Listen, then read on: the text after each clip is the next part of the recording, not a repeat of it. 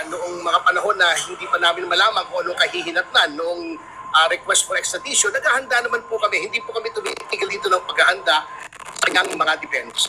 Lalong-lalo na po ngayon na halos lahat po o pwede natin sabihin lahat na ng mga testimonya laban sa kanya ay binawi na ng mga gumawa ng mga testimonyang yun at sinasabi sila ay tinakot, sinaktan, binigyan ng mga abogado na hindi naman nila gusto, matibay naman po ang aming depensa kung siya po ay haharap sa hukuman.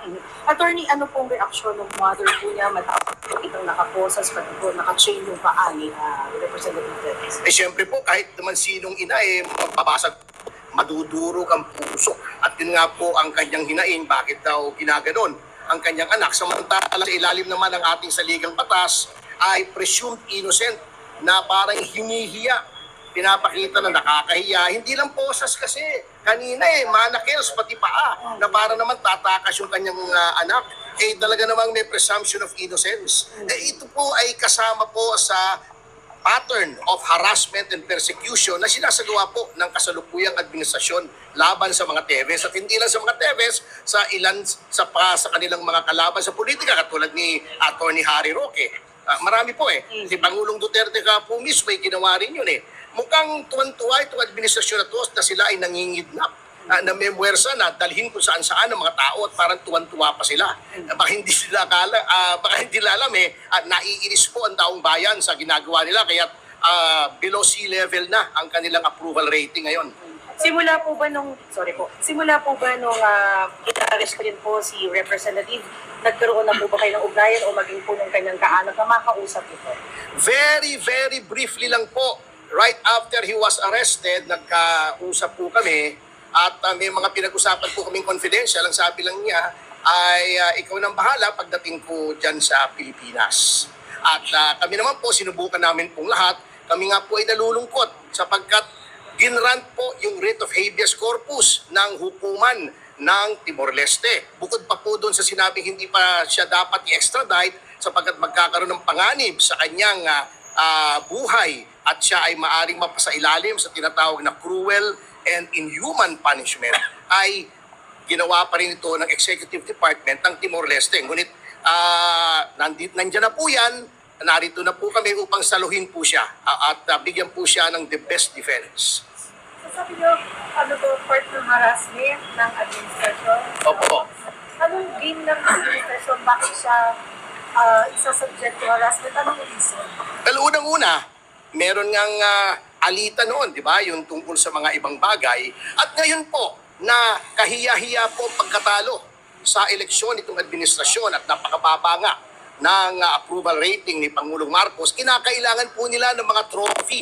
Ano pa yung trophy yan? Ito, unang-una. Ito nga pong si Congressman Teves na ibibida nila na napabalik namin. Bagamat questionable po ang paraan ng pagkabalik. Siguro, isusunod na po nila si Atty. Harry Roque para ma-distract ang mga taong bayan sa mga patong-patong na kapalpakan katulad ng napakataas ng self-rated hunger, self-rated poverty at sa mga infrastrukturang hindi ipinag-iisipan katulad sa EDSA.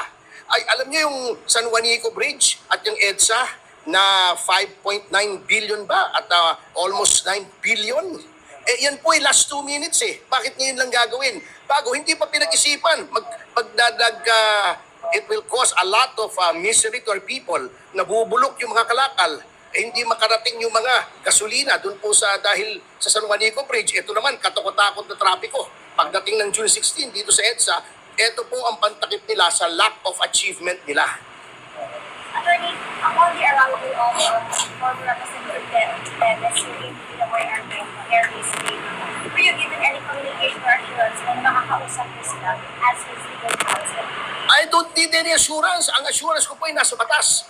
Nasa batas na the moment he lands in Philippine territory ay entitled siya sa counsel. Yan ay nasa saligang batas. Kaya lang, kaninang umaga pa po kami nakikipag-ugnayan sa 3 ahensya ng gobyerno. Yung NBI, DOJ, at saka ng Bureau of Immigration. Tinatanong namin anong oras, saan lalapag, at paano namin makakausap ang aming kliyente. Walay, deadma. Paano yan? Sana lamang po Ang kasama naman pala niya ay si dating judge at ngayon NBI Director Jaime Santiago, na alam po naman niya ang mga karapatan ng isang taong akusado sa krimen, na aside from the presumption of innocence, the right to remain silent against self-incrimination, and the right to counsel.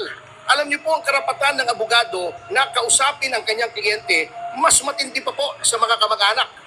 While relatives may properly be limited in their interaction with an accused person under detention, ang abogado po at any time of the day or night ay dapat bigyan ng access sa kanyang kliyente. Okay po. Okay na? Nariyan po siya sa isang lugar, malapit lang po rito. Hindi po kaya, hindi po haharap. Hindi po Ayaw po, hindi naman po public figure yung kanyang nanay, mahihain po eh. May dala-dala lang siyang maliit na maleta, nandun yung gamit ng kanyang anak, konting pagkain, at gusto lang niyang mayakap at mahagkan ang kanyang anak na 2 years, more or less na yata niyang hindi nakikita. At ngayon, makikita niya, nakaposas pa. Her late 70s, I believe. May we know saan po sa galing, sir? Alam ko, may bahay po sila rito sa Manila. Attorney, bukod dun sa bahala ka na pagdating mo niya dito, ano pa ba nabanggit niya sa'yo? Yung iba po ay confidential kasi. That's between a lawyer and a client. But I can divulge, sabi niya, they kidnapped me. We have no choice. Appeared na umuwi sa Pilipinas. Ikaw nang bahala dyan. Sabi ko naman sa kanya, Sir, do not worry. We are ready. We have been ready for 2 years. Thank you po, attorney. Thank you.